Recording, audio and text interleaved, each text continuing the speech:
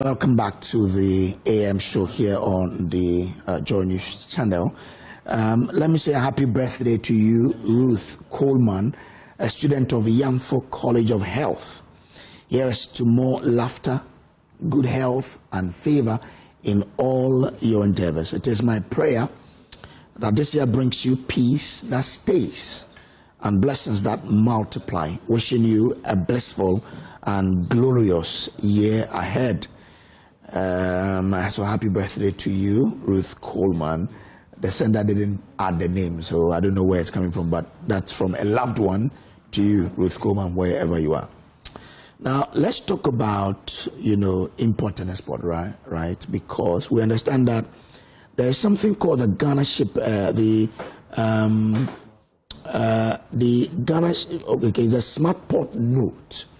Today we are being made to understand that that particular note that is to be implemented by the Ghana Shippers Authority will cost you and I huge sums of monies. I say you and I because when I ask for explanation, they say that whatever they incur in terms of the importers, they will shift that to you.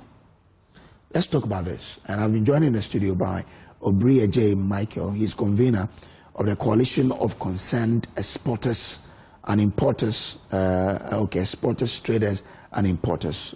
He's here. Samuel Atu-Agri is General Secretary, Food and Beverage Association of Ghana. Gentlemen, good morning and welcome. Let me start with you. I think the first name is Michael, right? Yeah. Great. What really is this smart port note? Thank you very much. Good morning to your cherished listeners and viewers. And good morning also to the importers, exporters, and traders across the length and breadth of this country.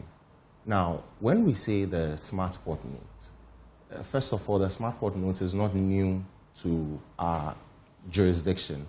In fact, a lot of people would remember it as CTN or ECTN. It has come in different forms. We have kicked against it in all those forms. And it has changed its nature. It has changed its nature and has come in the form of the SPN today. Now, the SPN is simply some note or number that you are given to at the port of origin before your cargo sails. Okay. It gets on the voyage. And with this SPN, you are required to submit all your trade documents to an entity called Antasa Afrique. And when you submit your trade documents to Antasa Afrique, they will do whatever verification or validation they ought to do and issue you the smart port note before your cargo can sail. So without the smart port note, your cargo cannot sail. That's really and essentially is what the smart port note is about. Okay. Now, before now, how were things being done?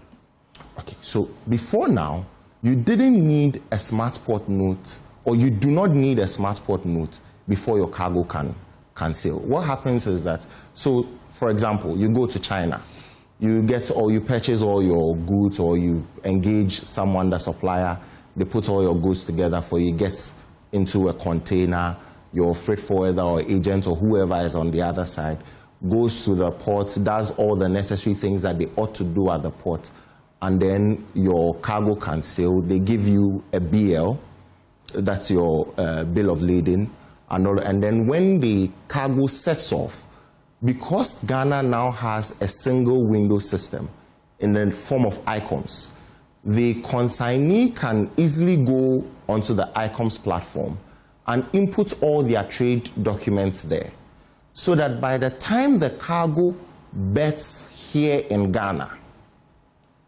all the agencies, and as a single window platform, GSA, that's the Ghana Shippers Authority, the National Security, Ministry of Finance, Customs, everybody, FDA, everybody that matters within the ecosystem is on ICOMS. So all the data is shared with them. And then Customs will go through their validation processes and all of that. And once you are cleared, whether they need to scan your cargo, they need to do a physical intrusion, among others, once that is done, you can take your cargo out of the port. And even when your cargo has left the port, the current system that we've run allows them to do a post-audit clearance. So you can give whatever declarations you want to give, they go through whatever the process, but there's a period of 6 years that customs has to ensure that whatever you took out of the port, you paid what you ought to pay. So if if within that period, they even verify and come to terms that you didn't do what you ought to do, because of the post-audit clearance period, they can go after you. And that is the system that pertains currently. Interesting.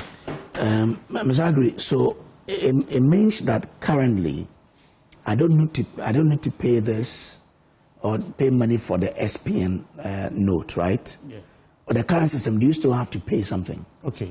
Now, importers are not paying. You see, in 2018, the government then brought it on board.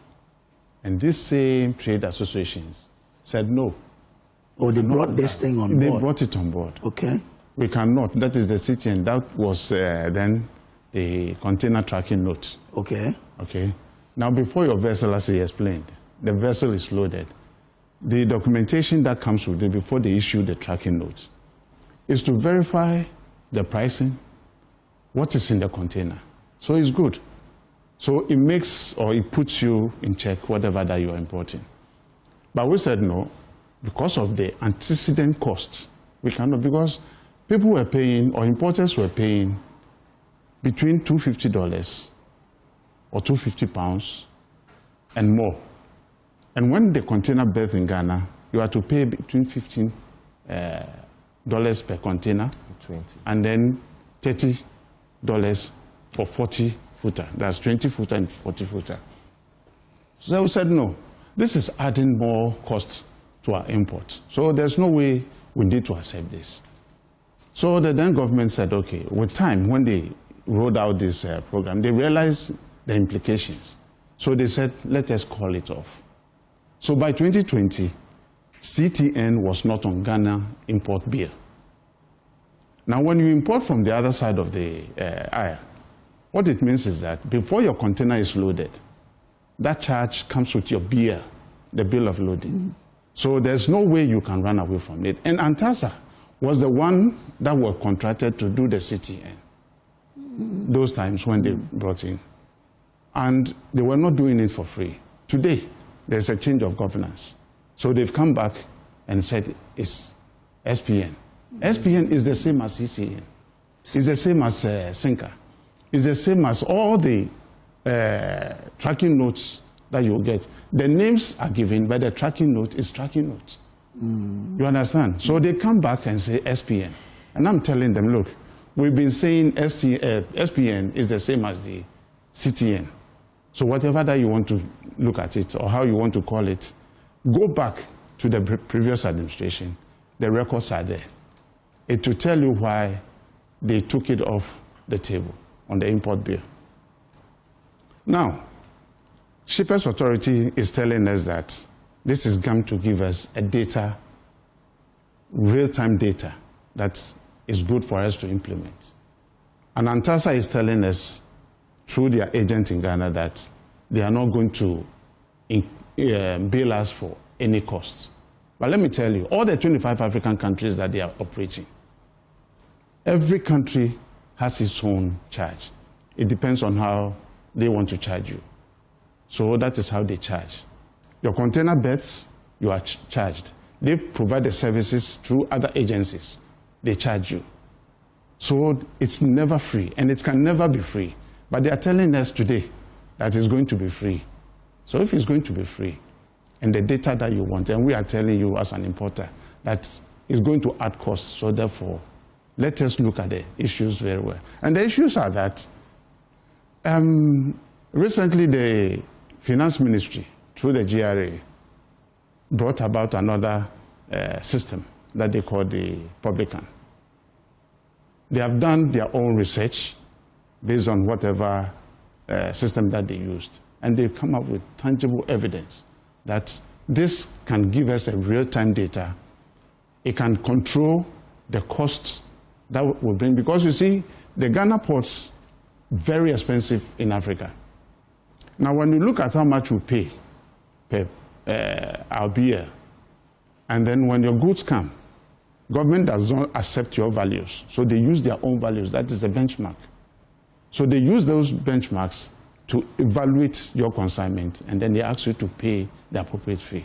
So importers, therefore, also find ways and means to either go and bid down the cost that they are bringing in. So you see something that is being sold for $10, it will come to Ghana maybe $2. Then you question why it should be $2. So then let's go to the arbiter, which is the benchmark value. But we have set it on a higher side. So when they find out that your costing is not correct, they use the higher side to impose on you, and then you pay. And we said, look, if we are to be very fair, one that someone imports mobile phone, 1 container, someone goes to import 10 containers, and you see these same imports by the same brand. So the one that bought 1 container is paying $100. The one that bought 10 containers is paying $25. This is trade parity. It's very fair because you cannot sell same to who is buying lower. So you negotiate. So when the person negotiates and they bring the prices, don't use the 1 container price to invoice the one that is bringing the 20. That is all. But the benchmark values does not accept that. Now, we are being told by Pelican, the AI system, that they can really look at these two inferences, and then they say, oh, look, based on this 1 container, these are the values. If it's high, these are the values. So in between, which one would be fair for you to pay? In any case, you have every right to go to the exporter to find out from them whether the invoice that they issued are genuine and why, the reason behind it. They can explain. And then the customs officer can then use their discretion and say, okay, based on this, we can do this for you. Do it. And then it becomes a genuine transaction. But we are not doing that. The publican said, we can give you without cost. So whatever information that they pull out from your import, you are not going to pay.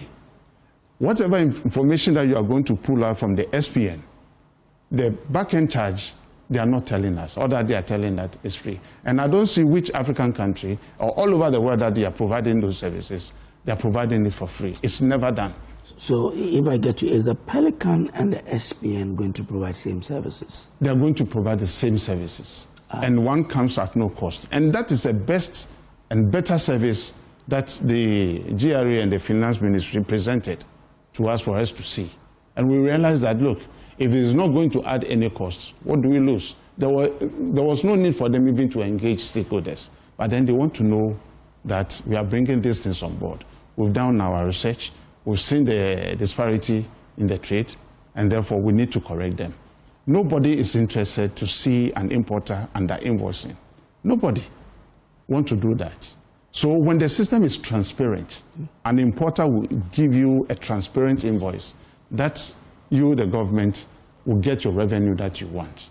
So the SPN that they are bringing on board, just 2020, the reports tell us that they've issued communique to phase out CTN in Ghana.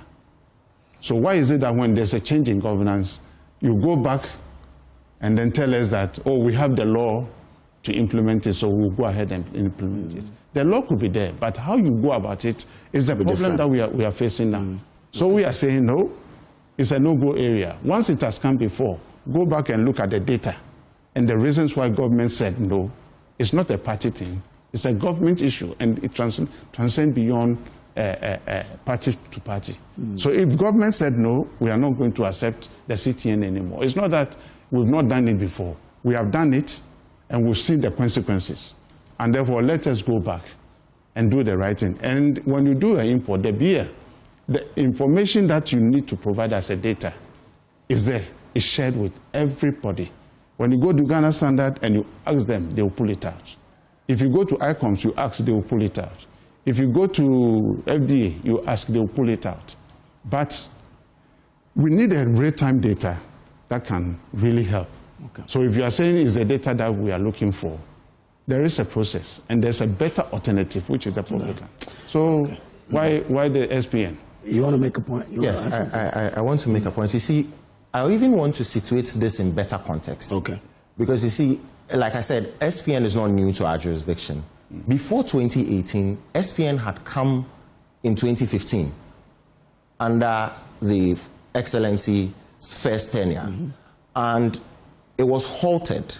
And the reason why SPN was halted, if you go onto ANTASA's own website, they state, and they say that they were halting it so that Ghana could do a single window platform, because we didn't want to run parallel systems. Now, in 2018, this is what the government says in 2018 when they intended to stop SPN. And let me read this to you. Now, it says that, so this is a letter that was under the hands of Augustine Blay, the secretary to the vice president, the former vice president. It says that at a meeting held on the 14th of February 2018 with the Association of Ghana Industries and the Ghana Revenue Authority, and chaired by the vice president, it was decided that the introduction of the cargo tracking note should be suspended. Now, they give the reasons. This is because the information provided by the cargo tracking note is available on the manifest covering imports to Ghana. Okay. So the information is there. And then it goes ahead to say, instead, you are requested to make the manifest available at both the pre-arrival and arrival stages of customs clearance process and to ensure adequate controls and validation of declaration data. Then finally, it says, the introduction, and this is where we are very keen on, it says, the introduction of CTN will increase the cost of doing business in our ports. It says it will increase the cost of doing business in our ports, and this is not in line with government's vision of making Ghana the most business-friendly nation in Africa. It simply tells you that even government, after their own analysis, came to the conclusion that SPN or the CTN was going to increase the cost of doing business. That's why yesterday in our press release, and like I told you before we started, in being very charitable with the numbers, if you look at just for full load containers, 20-foot containers, the volumes that came in 2004, and this data that we reference is from the port statistics, the traffic that came, and you multiply that by the base fees that ANTASA charges across the sub-region, you are running in between some 187.2 million to 382.8 million euros. Now, there is no way this cost will not be passed to the ordinary Ghanaian who goes to the markets to buy things. Because if somebody incurs this cost along the value chain, cost is always passed on to the final consumer. Sure. There's nobody that bears cost within the value chain that keeps the cost to himself. No business person keeps the cost to themselves. They transfer the cost to the final consumer. Who are the final consumers? Myself, yourself. So when we go to the market, we want to purchase something, the ordinary Ghanaian is struggling to make ends meet. You go to the market to purchase something, then you are slapped with a cost that didn't facilitate trade in any way. And when you read the Ghana Shippers Authority's first statements that they issued to us on the 23rd of December, they say that the reason why they are introducing the SPN is for four main reasons: to facilitate trade, to monitor cargo, to get data, and then for compliance enforcement.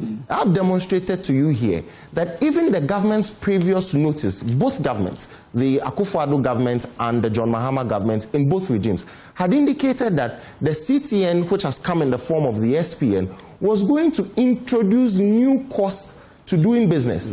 It was not going to produce any value to the importer or to the Ghanaian. So if you want to facilitate trade, the basic understanding is that we are supposed to remove all impediments of costs that are unnecessary and all bureaucracies. Now you are asking us to pay these monies not even to a Ghanaian company, to a company somewhere in Belgium.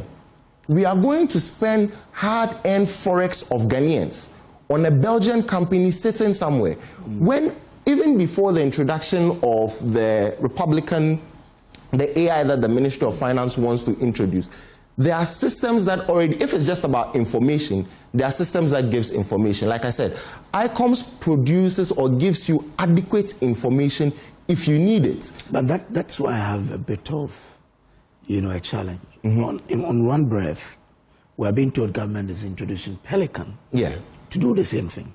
Yeah. So what Pelican, is it the same thing or there are difference? So there's what the Shippers Authority say they want to do with SPN is not, in my view, is not necessarily what Pelican would do when it sits, and don't forget Pelican sits on the ICOMS platform. Now, Shippers Authority claim they are only collecting data. Don't forget that the Shippers Authority has no mandate when it comes to valuation of prices. Okay. That mandate rests solely within customs, GRA. So Shippers Authority is just saying we want data. And we are saying if it's just data you want to have data to make informed decisions because you are supposed to protect the shipper. So if it's just data that you want, then the data sits in different places in a single window that you can get. Now with the Pelican, which is going to sit on ICOMS, what we understand, at least this far, is that it's supposed to be an oversight to give real-time data to the customs officer making the decisions at the port.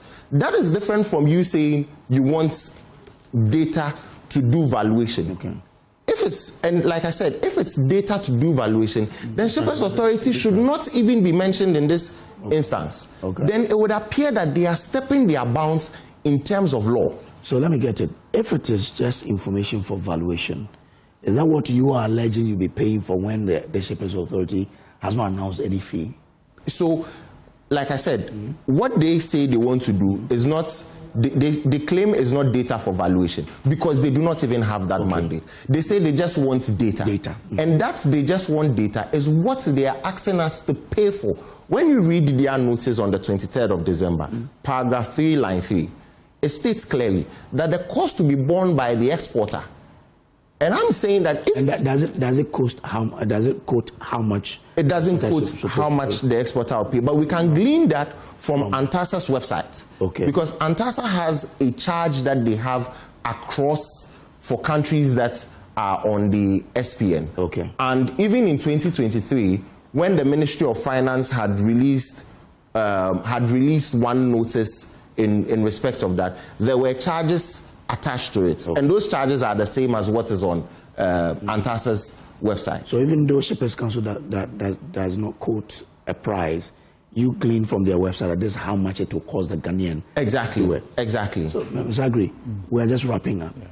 What will you do? Because the Shippers Authority says 1st February, right?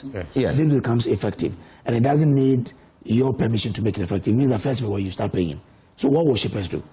See, for me, and all that we are saying, if you want a data to do whatever you want to do, it's a data that you give to government. So many institutions within the port or the import jurisdiction are gathering the same information. You can fall on any of them, pull out the information that you want. They will give it to you. In any case, they've given us an option that another company can do it without fee.